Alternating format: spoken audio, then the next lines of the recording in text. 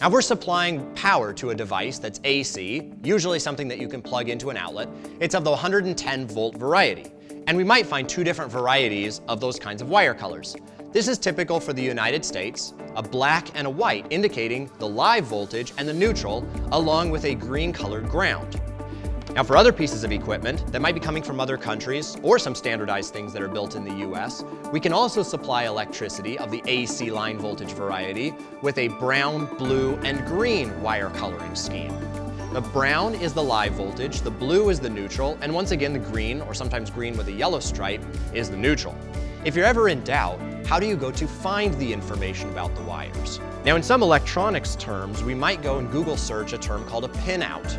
The pinout can often determine the wire colors, but in the case of industrial control electronics, we usually won't get very far by Googling wire colors or pinout.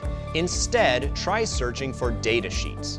Even though the supplier web pages may sometimes contain that information, a data sheet for a sensor or a switch or a power cable will almost always contain that information that you're looking for.